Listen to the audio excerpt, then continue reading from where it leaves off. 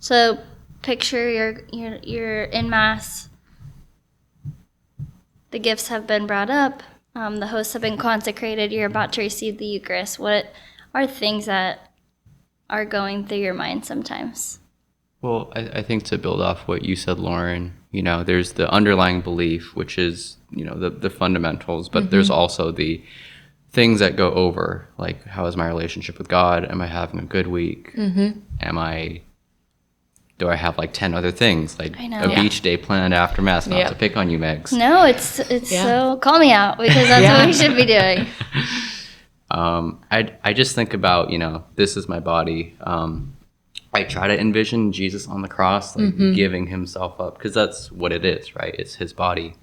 And giving, that's like the ultimate gift. Like, you can give money, you can give time. The one thing, like, you have one body to give, right? And that's the ultimate gift. And I try to think of that significance. Like, if I were to, die for someone, that would be giving of my body.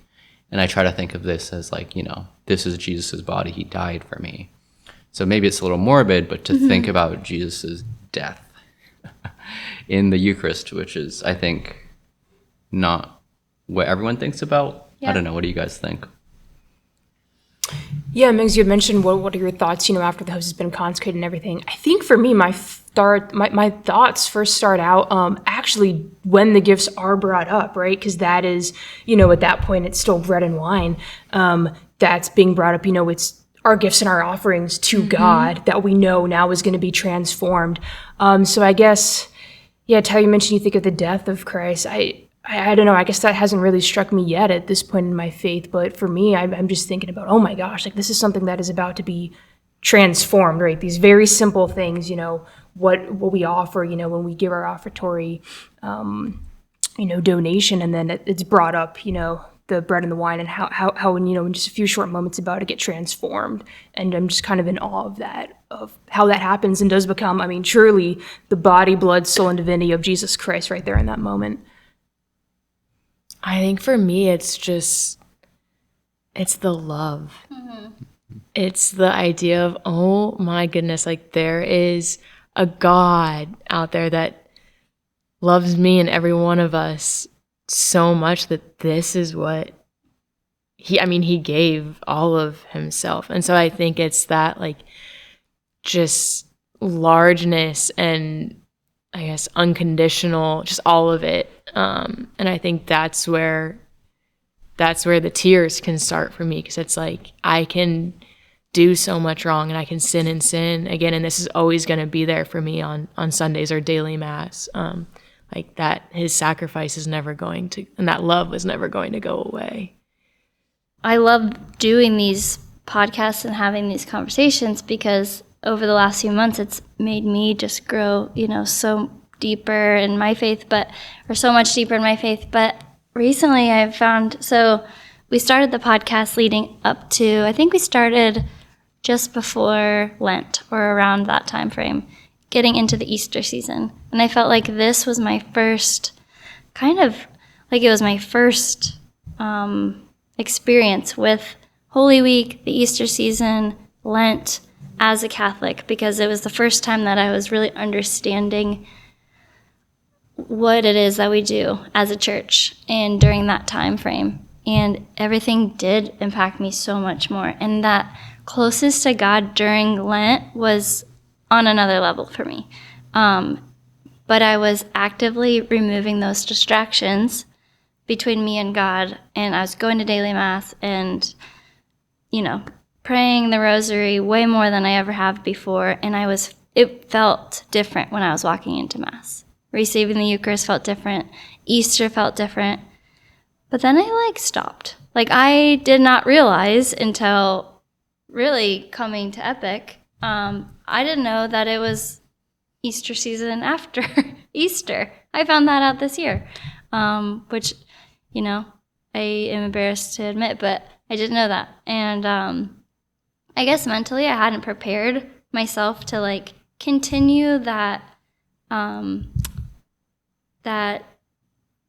just cutting out all distractions journey into Easter season. And then now I'm realizing, why has there been this like almost, I'm not feeling anything when I am going to Mass. And this past week, I've finally been like, okay, like I need to get back on it, right? So I need to start going to daily Mass. I need to start doing these things. I need to get rid of social media, almost like I need to go back through Lent. Because what I experienced during Lent and during those experience and moments with the Eucharist is something I never want to give up. But until you experience that, I feel like you don't even know like what life is like before, or without the Eucharist. So, yeah, it's just, that's kind of where I'm at right now. I'm honestly like disappointed I let myself get away from that. And I think that it is unfortunately relatable. Obviously, we talk about our own faiths, and most of us have grown up Catholic our whole lives, and at some point we fall away from the church. And I think I just want to share that it's so freaking easy. Even we're doing these podcasts every week. We're going to small group every week. I'm going to Mass multiple times a week. I'm going to Mass every Sunday. And it's still, if I'm not actively choosing it in my heart's not going to change. So, yeah, I just felt called to share that because it is such a mystery, the Eucharist is, that we can't expect. If you're listening right now and being like, dang, I don't feel it. Like, you can't expect to just walk into Mass and be like, I mean, maybe God's going to be like, speak to you right then and there, but 9 times out of 10, I don't really think that that's going to happen unless you truly choose to open your heart. Yeah. So, Karen, as a new mom, have you had these thoughts yet as a what the Eucharist means to you as a individual, as a woman?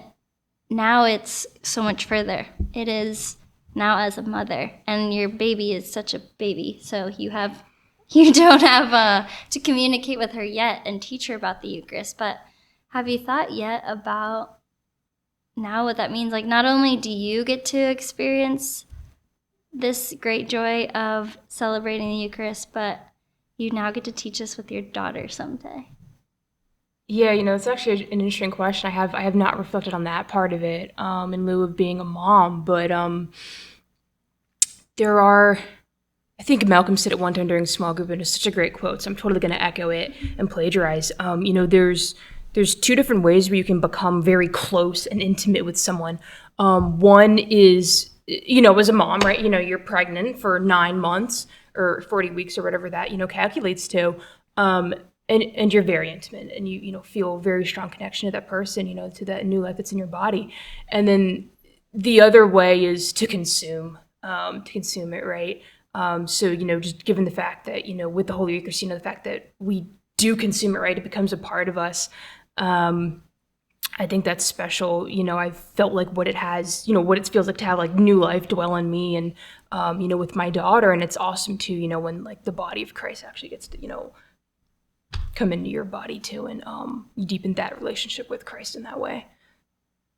Yeah, I would say Malcolm was the first person that introduced us and said that to me. I think we probably were at the same meeting, clearly. But yeah, that comes from the Catechism. And it's just so cool that by consuming the blood and body of Christ, the church becomes the blood and body of Christ. So it's such a unifying experience.